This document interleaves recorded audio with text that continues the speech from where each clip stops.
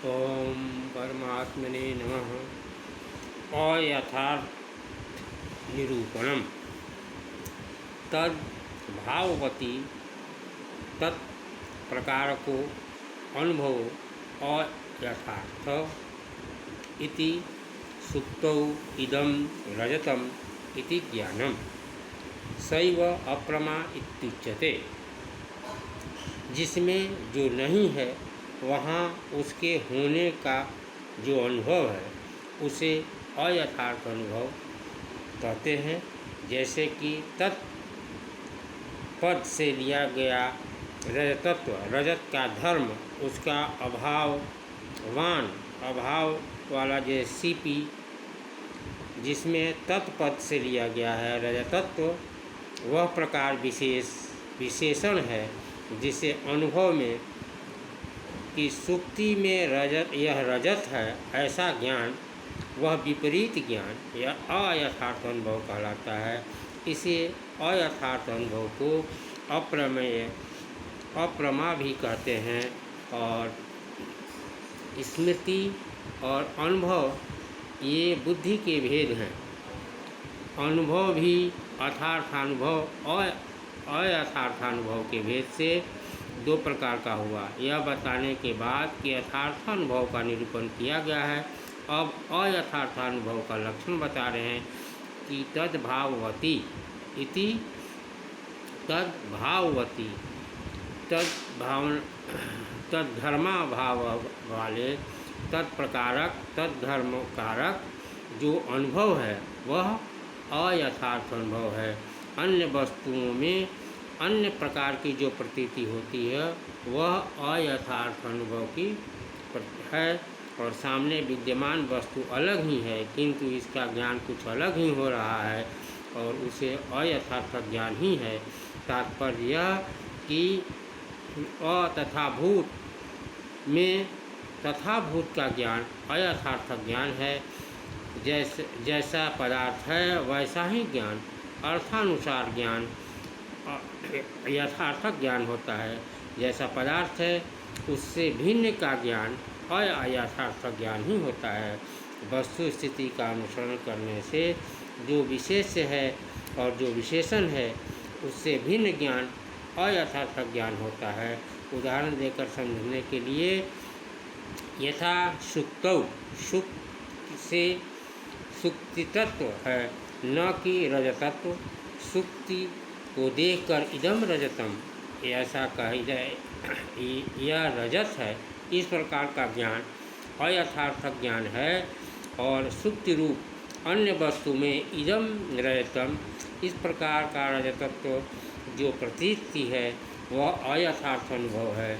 इसमें विद्यमान सुक्ति धर्म विशिष्ट है और इसे देखकर यह रजत है, इस प्रकार का रजतत्व प्रकारकत्व ज्ञान यदि हो जाए तो वहाँ अयथार्थक ज्ञान होता है। और उस ज्ञान में सुक्ति रजतत्व में से शून्य वही विशेष है और उसी सुक्ति में अविद्यमान रजतत्व विशेषण का अनुभव यथार्थ ही होता है।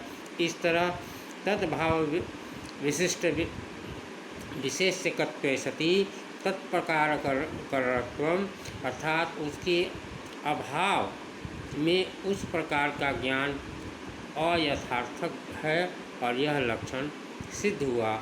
अयथार्थक ज्ञान का दूसरा नाम अप्रमा और इसी को मिथ्या ज्ञान भी कहा जाता है, अर्थात जिसमें भ्रम भी इसको भ्रम भी कहा जा सकता है। और स्मृति में अतिव्याप्ति के कारण अनुभव पद को दिया गया है। अर्थानुभव में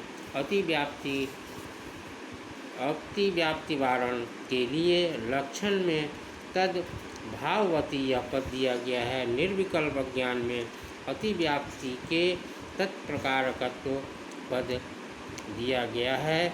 यथार्थानुभव तत्कारणं च तद्भेदाः यथार्थानुभव चतुर्विधः प्रत्यक्ष अनुमिति उपमिति और शाब्द के भेद से यथार्थानुभव चार प्रकार का होता है। उसके कारण ही चार ही होते हैं: प्रत्यक्ष, अनुमान, उपमान और शब्द।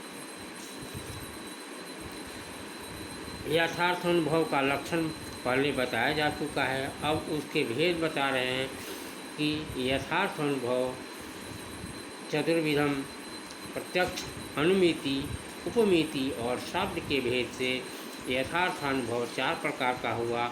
और यथार्थ अनुभव के चार भेद प्रमा और यथार्थ अनुभव के पर्यायवाची यह बात भी बताई जा चुकी है।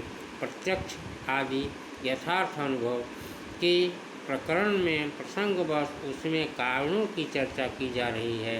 पहले उन कारणों का भेद बताते हैं कि तत्कारणमपि, उस प्रत्यक्ष, अनुमिति, उपमिति और शाब्द प्रमा रूप यथार्थ ज्ञान के कारण भी चार ही है। और असाधारण कारण को करण कहते हैं। यह बात मूलाकार भी शीघ्र ही कहते हैं कि प्रमा में असाधारण कारण ही प्रमाण और करण है। यह प्रमाण का लक्षण है। उसमें प्रत्यक्ष प्रमा का कारण प्रत्यक्ष प्रमाण है और अनुमिति प्रमा का कारण अनुमान है। उपमिति प्रमा का कारण उपमान है।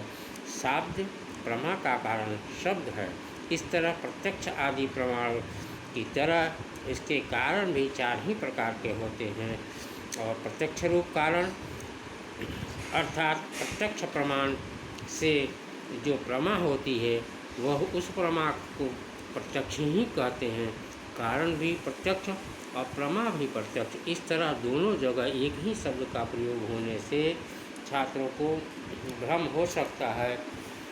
अतः इतना अवश्य में ध्यान रखें कि प्रत्यक्ष प्रमाण भी है और प्रत्यक्ष प्रमा भी है और प्रमाण भी।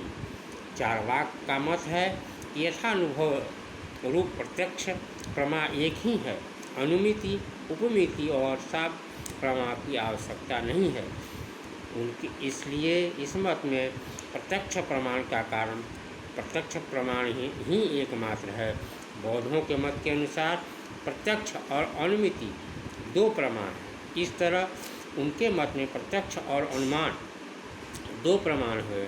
कतिपय एक देशी भाववर्ष आदि न्यायिकों के मत के अनुसार उपमिति को छोड़कर शेष तीन प्रकार की प्रमा स्वीकार्य है। अतः उनके मत में प्रत्यक्ष, अनुमान और शाब्द तीन ही प्रमाण हैं। अन्य न्यायिक मतों को जोड़ दिया जाए तो चार भेद वाली प्रमा मानते हैं।